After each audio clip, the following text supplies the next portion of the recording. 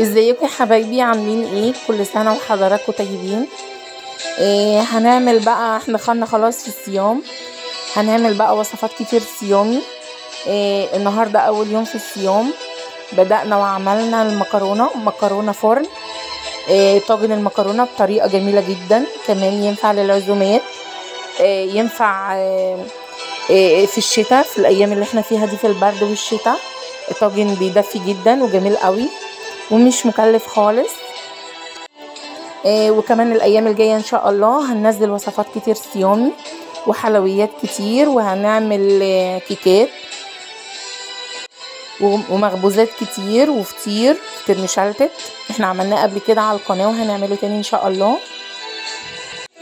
يا ريت بقى اللي لسه ما اشتركش في قناه الشطوره ماري سعد يشترك ويدعمنا باشتراك وينورنا، ويفعل كمان علامه الجرس اللي تحت كلمه اشتراك عشان يوصلك الاشعار اول باول. وبجد دعمكم وتشجيعكم بيفرق معانا كتير. وكمان يا ريت نقول التعليقات، في التعليقات ايه الحاجات والوصفات اللي انتوا عايزينها جديده كمان تنزل الايام الجايه ان شاء الله.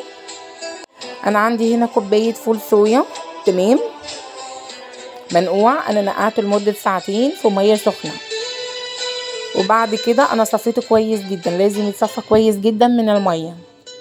المقدار اللي انا عاملاه ده 2 طاجن مقاس وسط، 2 طاجن مقاس وسط. نقدر كمان لو مش عندنا طاجن نقدر نعمل في اي مثلا اي حله، اي صينيه، اي صينيه بايركس، اي حاجه، تمام. احنا هنا معانا بصله، انا حطيتها على النار يا دوب بس كده ابتدت تصفر، شوحتها مع 3-4 معالق زيت، وبعد كده ضفت عليهم معلقه ثوم مفروم، تمام، وقلبتها كويس، شوحتهم مع بعض. وبعد كده حطيت عليها الفلفل الاخضر اللي انا مقطعاه، وبعد كده حطيت عليها التوابل، بنحط عليها ملح وفلفل زي اللحمه المفرومه بالظبط. وبعد كده ضفنا عليها الفول الصويا زي ما احنا شايفين، قلبناها تقلبتين 3، شوحناهم مع بعض، وبعد كده قفلنا عليهم النار. والمقدار بقى حسب انتي ما تعملي. انا المقدار زي ما قلنا عامله الطاجنين وسط. هنا في حله عندي على النار انا عملت بصلايه متوسطه، عملتها شوحتها شويه برضو، وحطيت بعد كده معلقه ثوم مفروم، وبعد كده بعد ما تشوحوا مع بعض طشيتها بمعلقتين 3 خل، تمام. وبعد كده ضفت لها صلصه طماطم متسبكه وعليها كوبايه ميه يا دوب تغلي غلوه، ونقفل عليها النار على طول. ونضيف بقى عليها التوابل اللي احنا عايزينها، ملح وفلفل. نجيب هنا بقى في الطاجن عندنا، نمسح الطاجن هنا بفرشة زيت، تمام، بالجوانب علشان الطاجن معانا ما يلزقش، المكرونة والطاجن ما تلزقش معانا، كلها تبقى فيها زيت، تمام. الطاجن من تحت ومن الجناب لازم يكون فيه زيت.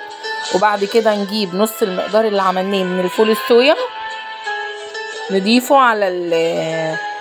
جوه الطاجن وبمعلقه او اسبتيول، ونضغط كده على المقدار اللي احنا حاطينه. هنا هنحط هنا المقدار مكرونه نيه. انا في الطاجنين استعملت باكو مكرونه حوالي 300 جرام تقريبا، انتي قللي او كتري حسب ما انتي عايزه. الطاجن لازم يكون في مسافه فاضيه عشان طبعا المكرونه هنا نيه، هنحط لسه عليها اضافات وسوائل فهتزيد معانا. اقل حاجه حوالي عقلتين صباع لازم يكونوا فاضيين عن الطاجن، تمام. وما نقلقش ان شاء الله المكرونه تستوي معانا وهتبقى زي الفل، وهتبقى احسن كمان من المكرونه اللي احنا بنسلقها. هنا ضفنا ايه بقى؟ كبشتين من الصلصه. الحقيقه الصلصه هنا كانت شويه تقيله، انا ضفت عليها نص كوبايه ميه عشان تبقى سايله شويه، تمام، زي ما احنا شايفين. بنهز الطاجن عشان الصوص كله ينزل لتحت ويستوي معانا كويس. في الاثناء واحنا بنحضر المكرونه والطاجن نكون مشغلين الفرن ومسخنينه على درجه حراره 180 على الشبكه في النص، تمام. لازم الفرن يكون سخن، ما ينفعش يكون بارد ونحط الطاجن. طبعا نسيت اقولك كمان ممكن نضيف شطة زي ما احنا عايزين. هنا لازم نغطي الطاجن، لازم الطاجن كله يتغطى باي غطا او اي طبق فويل. تمام.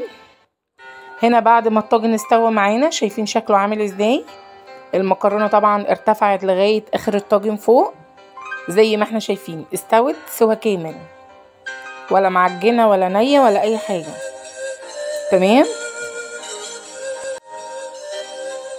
طبعا ما ننفعش دلوقتي نقلب الطاجن، لو اتقلب الطاجن دلوقتي في الطبق مش هيدي الشكل اللي احنا عارفينه، لا هينزل مفرفت كده ومش حلو. لازم اللي احنا نسيب الطاجن شويه يهدى دقيقتين 3 كده، وبعد كده هنقلبه. اهم حاجه في الموضوع ده كله، الطاجن لازم نغطيه باي ورقه فويل او اي غطا علشان ما تنشفش المكرونه معانا من فوق الوش. ممكن يتاكل كده عادي، وممكن نقلبه في الطبق، بس انا افضل اللي يتقلب في الطبق عشان بيدي شكل المطاعم، شكل الاكل بتاع المطاعم بالظبط. الطريقه دي بقى جميله جدا، تنفع زي ما قلنا للعزومات، تنفع في الايام الساقعه بتاعت الشتاء. وجربوا اعملوه مش هتندموا بجد يعني. هنا انا حطيته كده في الطبق. نخلي بس بالنا واحنا بنشيل الطبق الفخار على الطبق الاستانلس اللي احنا هنحط عليه، نسيبه مش اقل من 4-5 دقايق يهدى بس شويه عشان يطلع بالمنظر ده. غير كده هيطلع مفتت معانا، كل المكرونه هتبقى مفتته خالص معانا. تمام. شايفين الشكل بتاع المطاعم بالظبط، وما يفرقش كتير عن الطاجن الفطاري اللي احنا بناكله من بره كمان. شايفين شكله جميل ازاي؟ نقدر نعمل معاه بطاطس محمره، نقدر كمان بطاطس شيبس عادي، ممكن كمان سلطه، بس هو كمان الطبق مش محتاج يعني. ان شاء الله كمان الايام الجايه استنوني، هنعمل كتير وصفات كتير صيامي مع بعض، وكمان لسه وصفات العيد. هنعمل كميه بسكوتات رهيبه، هنعمل الصابلي والبيتي فور والغريبه وبسكوت النشادر وبسكوت القرفه، وهنعمل الكحك كمان مع بعض، واسرار كتير للمخبوزات هنعملها مع بعض.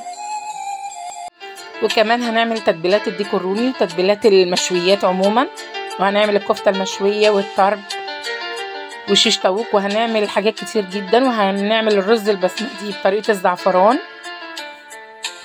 واستنوني كمان في راس السنه ان شاء الله هنزل طريقه السمك السنجاري بطريقه الفنادق الكبيره كمان، وبديكور رهيب في التقديم. هيتعملوا ديكور خاص كده في التقديم للحفلات والمناسبات والراس السنه خصوصا يعني. يلا بقى اللي لسه ما اشتركش في القناه يا ريت يشترك في قناه الشطوره ويدعمني، وكمان يا ريت في التعليقات تقولوا لي الوصفات الجديده اللي انتوا عايزينها صيامي او فطاري كمان، ونعملها مع بعض. ويا رب وصفه النهارده السهله دي تكون عجبتكم. اشوفكم دايما يا رب يا رب على خير، وكل سنه وانتم طيبين. باي باي.